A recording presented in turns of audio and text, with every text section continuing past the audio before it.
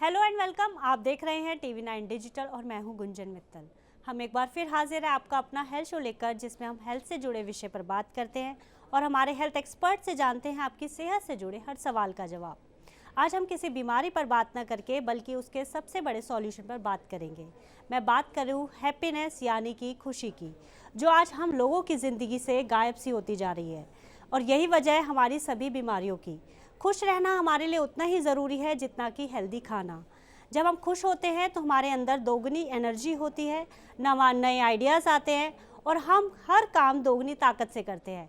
खुशी हमारी healthy life के लिए कितनी ज़रूरी है, आज हम इसी पर चर्चा करेंगे IIT दिल्ली की साइकोलॉजी की प्रोफेसर डॉक्टर कमलेश सिंह से। डॉक्टर कमलेश साइकोलॉजी पर काफ़ी किताबें लिख चुकी हैं और इन किताबों के ज़रिए भी इनका मेन फोकस पॉजिटिव साइकोलॉजी की इम्पोर्टेंस बताना है। कमलेश जी, आपका बहुत बहुत स्वागत है हमारे शो में। लेकिन इससे पहले हम इस चर्चा को आगे बढ़ाएं, हम आपको बताना चाहते हैं TV9 डिजिटल के न्यू इनिशिएटिव TV9 वैन के बारे में। आखिर क्या है ये इनिशिएटिव, आइए देखते हैं इस वीडियो में। Today, doctors are busier than ever providing care and advice to patients. And the reality is that an average patient now spends much more time in the waiting room than in the doctor's chamber. With such a captive audience, it's time to put their wait time to good use. Introducing TV9 Waiting Area Network that provides premium patient engagement experience through engaging and informative videos. These videos are created keeping in mind an Indian patient seeking medical attention. TV9 Waiting Area Network provides a perfect platform for educating the patients on everything a doctor's practice has to offer while elevating the doctor's brand at the same time. As a doctor, all you need is to have Wi-Fi at your clinic and we'll take care of the rest. We provide you with a TV, a media player, your clinic profile, and a playlist customized as per your practice.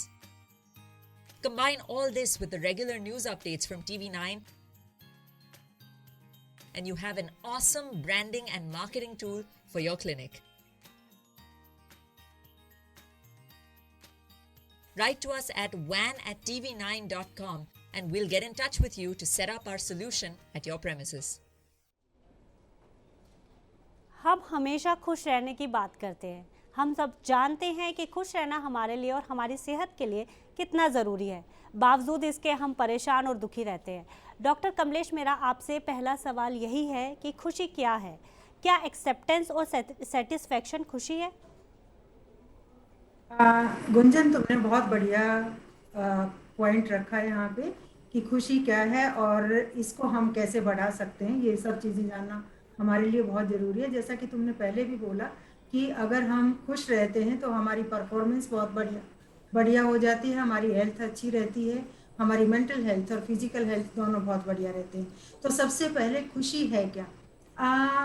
जैसे अगर आप अपने माहौल का भी हम उदाहरण लें तो हम बड़ों से जब भी आशीर्वाद हमें मिलता है तो सब हमें बोलते हैं सदा खुश रहो। लेकिन ये खुशहाली है क्या? इसको मनोविज्ञान में बहुत इन डेप्थ, बहुत अंदर तक, बहुत तह तक जाना गया है, स्पेशली पॉजिटिव साइकोलॉजी में। और उसके बाद अप्लाइड पॉजिटिव साइकोलॉजी में इसमें क्या तकनीक है, क्या स्ट्रेटजीज है। तो जैसा पहले तुमने सबसे पहले पूछा कि खुशी है क्या, खुशी कुछ हद तक जो आपने बोला एक्सेप्टेंस और सेटिस्फेक्शन, हाँ ये भी है, पर इसके अलावा और भी बहुत सारे फैक्टर्स हैं, जैसे ऑटोनॉमी, स्वायत्तता, अपने माहौल या अपने एनवायरनमेंट में मास्टरी होना, खुद की ग्रोथ होना, आपसी संबंध पॉजिटिव होना और जीवन में एक मकसद होना, स्वयं को स्वीकार करना, जो आप एक्सेप्टेंस कह रही हैं। ये सारे फैक्टर्स और भी बहुत सारे, अगर मैं इसे डिटेल में डिस्कस करूं तो कम से कम 6 से 7 थ्योरीज हैं जो हैप्पीनेस को डिफाइन करते हैं। लेकिन जब हम एशियन कल्चर्स की बात करते हैं तो वहाँ पर ज़्यादा जोर दिया गया है मन की शांति को, मन में एक रस्ता को और आनंद में होना। जैसे अगर आप अपनी कल्चर की बात करें तो एक तरह से आनंद में होना, संतुष्ट होना, ये सब खुशी के मायने का समझे जा सकते हैं। डॉक्टर, आप मुझे ये समझाइए, हम सब जानते कि खुश रहने के कई फ़ायदे हैं, लेकिन आप हमें ये समझाइए कि खुश रहने के साइंटिफिक फ़ायदे क्या हैं? देखो, फायदे और साइंटिफिक फायदे एक तरह से एक ही बात हुई, लेकिन जब हम साइंटिफिक फायदे कह रहे हैं वो साइंटिफिक रिसर्च पे बेस्ड है। बहुत सारी स्टडीज हुई है पॉजिटिव साइकोलॉजी में, जिनमें ये माना गया है कि क्या फ़ायदे हैं, क्यों हमें खुश रहना चाहिए, इसके क्या फ़ायदे हैं।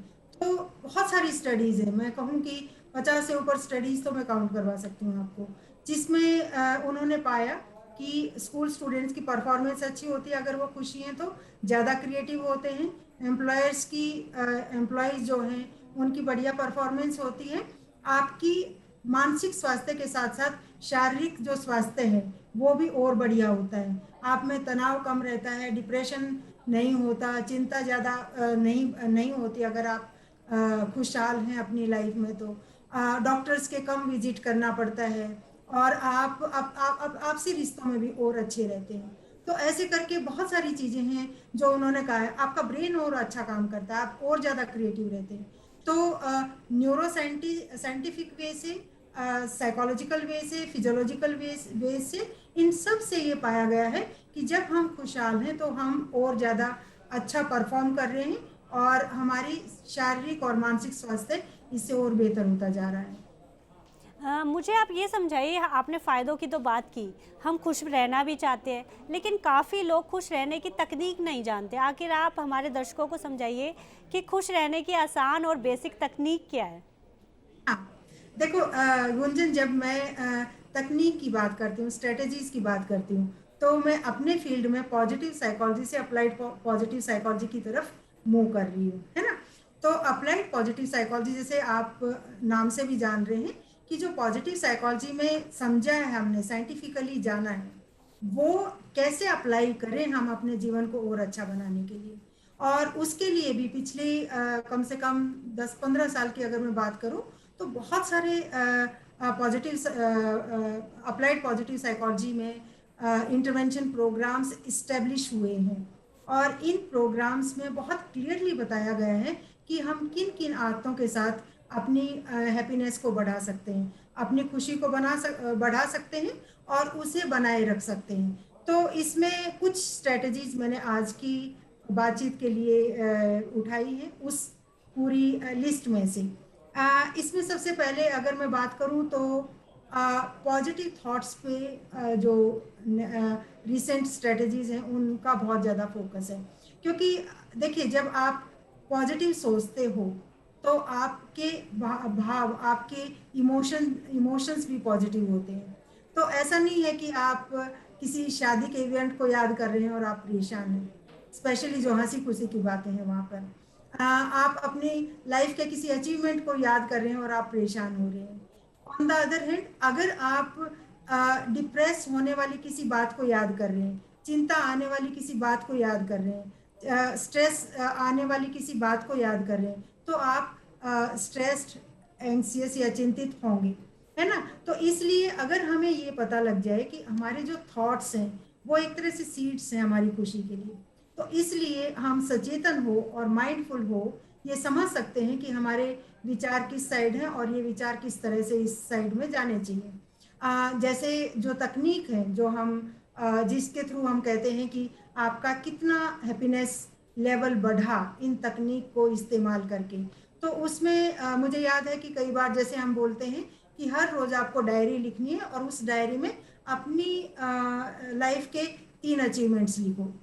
आप अपनी लाइफ के 3 वो इवेंट्स याद करो जब आप खुश हुए थे, और भी कई तरकीब जिसमें आप अपने पॉजिटिव थॉट्स की तरफ जा रहे हैं, और जब आप ऐसा कर रहे हैं तो आप बहुत खुश हैं, और ये एक तरीका रहता है। दूसरा जो है वो है पॉजिटिव रिलेशंस। आप जानते हैं कि आपसी संबंध बहुत मायने रखते हैं, और आपसी संबंध अपनी कल्चर में तो जरूरी, क्योंकि ये कलेक्टिविस्टिक कल्चर है, यहाँ सामूहिक चीज़ों को और सामूहिक रिश्तों को और ज़्यादा महत्व दिया जाता है।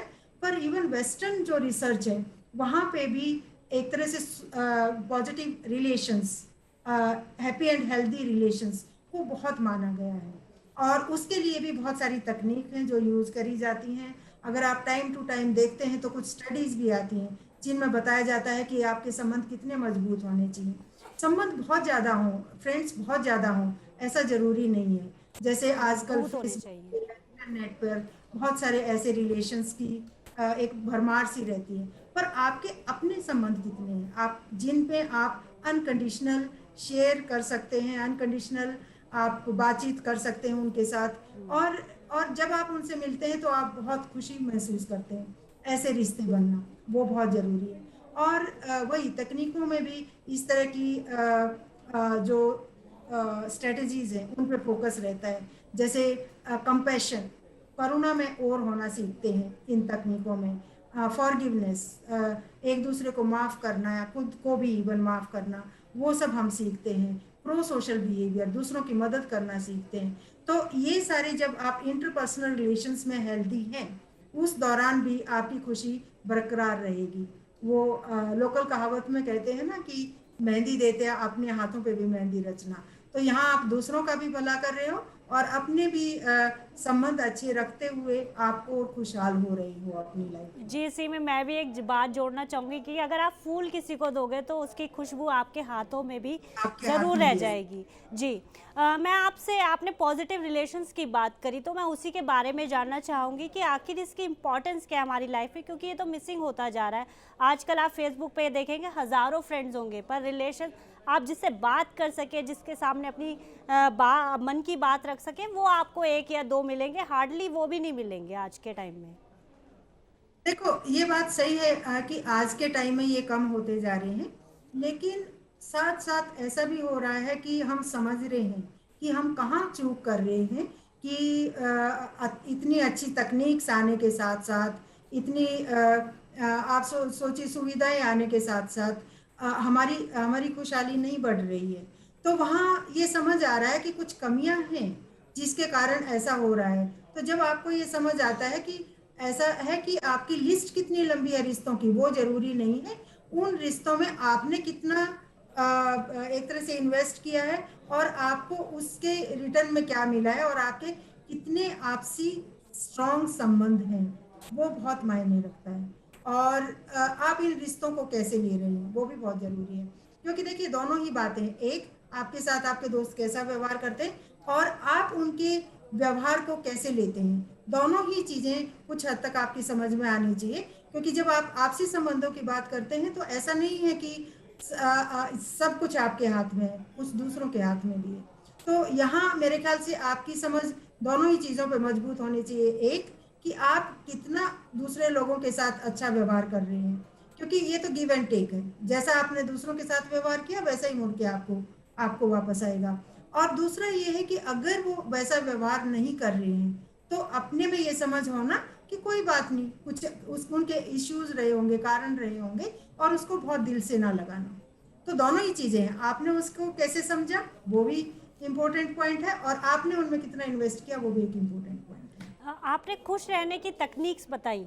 मैं आपसे अगला सवाल यही जानना चाहती हूँ कि आज के माहौल को देखते हुए कितना चैलेंजिंग लगता है आपको ये सब, क्योंकि ना ही आज हम में पेशेंस है, ना एक्सेप्टेंस है और ना ही किसी चीज़ को लेकर सेटिस्फेक्शन है। हाँ, मुझे ऐसे लगता है कि जब आप कह रही हैं कि ना पेशेंस है, ना सेटिस्फेक्शन है, ना ये है ना वो है, कहीं ना कहीं हम आउटर वर्ल्ड में ज़्यादा रह रहे हैं और खुद से डिस्कनेक्ट होते जा रहे हैं। और ऐसा नहीं है कि इसे हम रियलाइज नहीं कर रहे। आप जैसे मेरी आपसे पहले भी बात हो रही थी, तो हम अगर डेटा की बात करें तो देखिए हैप्पीनेस भी धीरे धीरे कटती जा रही है अपने देश में। और डिप्रेशन, एंग्जाइटी, स्ट्रेस ये भी बहुत ज़्यादा बढ़ते जा रहे हैं, है ना, जो डेटा हमें दिखा रहा है। लेकिन जब हम इसकी बात करते हैं तो हमें ये समझ आ रहा है कि कुछ हम अपनी जो दूसरे डोमेन्स में प्रगति हो रही है, जैसे चाहे आप उसे बिजनेस देख लीजिए, चाहे आप सुविधाएं देख लीजिए, चाहे आप टेक्नोलॉजी देख लीजिए, उसके बाद भी हम कहीं ना कहीं शांति खोते जा रहे हैं। राइट। और ये रियलाइजेशन हमें हो रहा है। इसलिए अगर आप देखती हैं तो स्कूल एजुकेशन में, कॉलेज एजुकेशन में ये एक पार्ट ऐड होता जा रहा है ना।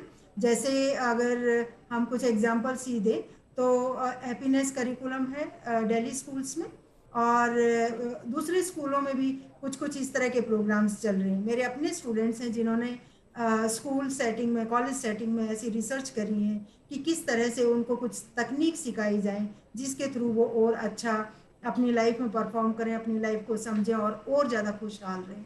और ये हमने साइंटिफिकली प्रूव किया है। और इन सब के लिए ये ज़रूरत हो गई है अब कि हम उस तरह का माहौल क्रिएट करें स्कूल सेटिंग में, कॉलेज में, घरों में, और इसकी एक समझ बनाएं। वो हमारे लिए बहुत ज़रूरी है। प्रोफेसर, मैं आपसे कैरेक्टर स्ट्रेंथ के बारे में जानना चाहूँगी। कैरेक्टर स्ट्रेंथ क्या है और उसके क्या फ़ायदे हैं? बहुत बढ़िया गुंजन, ये बहुत ही इम्पोर्टेंट पॉइंट है। देखो, जब हम किसी भी साइकोलॉजिकल मैटर की बात करते हैं, यहाँ पे हम हैप्पीनेस की बात करते हैं, तो हमारे पास दो बहुत इम्पोर्टेंट चीज़ें हैं। एक, हमारे अपने गुण कैसे हैं। दूसरा, हमारा जो चारों तरफ का माहौल है वो कैसा है। तो जो कैरेक्टर स्ट्रेंथ्स हैं वो हमारे अपने गुणों पर ज़्यादा फोकस करते हैं। और पहले मैं थोड़ा सा ये बताऊंगी कि जैसे ऑप्टिमिस्ट होना, है ना, ज़्यादा होप का लेवल या उम्मीद का लेवल होना, ग्रोथ माइंडसेट होना, इमोशनली इंटेलिजेंट होना, तो ये सारे वो गुण हैं जो आपको और ज़्यादा खुशहाल रखते हैं। आपकी खुशी उनसे बरकरार रहती है। जैसे जब हम ऑप्टिमिज्म की बात करते हैं तो हम ऑप्टिमिस्ट रहें, पॉजिटिव रहें उस दौरान, पर आजकल हम इस बात पे भी ज़्यादा ध्यान देते हैं कि बी रियलिस्टिक। ऑप्टिमिज्म ऐसा ना हो कि आप ऑप्टिमिस्ट हैं और कोरोना की वैक्सीन नहीं ले रहे, समझ रही है ना आप। तो यहाँ आपको रियलिटी के साथ मैच करना बहुत ज़रूरी है। तो वो बोलते हैं कि आपकी समझ ऐसे होनी चाहिए कि half glass half full half empty, at a time आप उसे देख रहे हैं और उसकी समझ बना रहे हैं। ऐसे ही उम्मीद आप में बहुत बढ़िया लेवल होना चाहिए, वो बहुत ज़रूरी है। ग्रोथ माइंडसेट, जैसे जैसे चीज़ें बदल रही हैं उनके साथ खुद को बदलना, वो भी बहुत ज़रूरी है। और हर रोज़ नया सीखना, लव ऑफ लर्निंग, हर नई चीज़ सीखने से प्यार करना, तो ये सारे ऐसे आपके खुद के गुण हैं जो आप में और ज़्यादा खुशहाली रखते हैं। जब मैं कैरेक्टर स्ट्रेंथ्स की बात कर रही हूँ तो स्कूल सेटिंग में एक रिसर्च है जिस पे बुक है by professor Linley, average to A+। और इन्होंने क्या करा कि बच्चों को ये सिखाया कि आप अपने गुणों को पहचानें, कैरेक्टर स्ट्रेंथ्स को पहचानें। उनको लिस्ट दी गई, उन्होंने जाना कि ये क्या है और उनमें कौन से गुण हैं।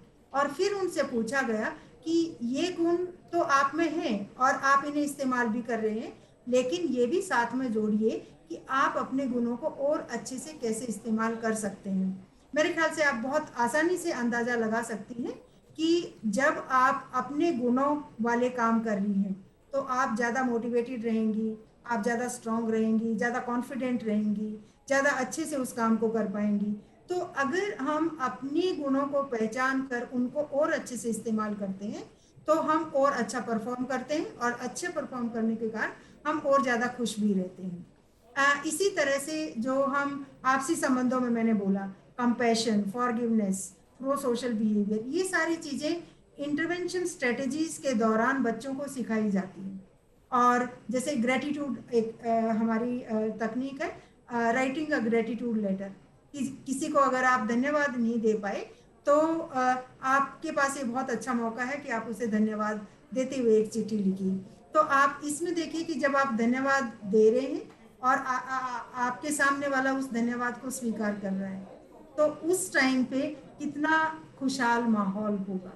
तो ऐसी तकनीक बच्चों को सिखाई जा रही है, और बड़े लोगों पे भी ऐसी रिसर्च भी हुई है जिसमें हम दोनों ही काम करते हैं। हम ये भी देखते हैं कि आप में उन गुणों का क्या लेवल है और वो कैसे हैप्पीनेस से कोरिलेटेड है।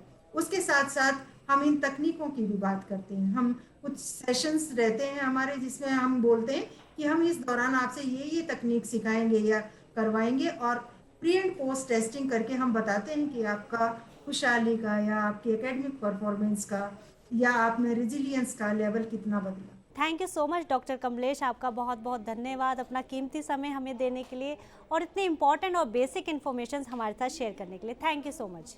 Thank you Gunji.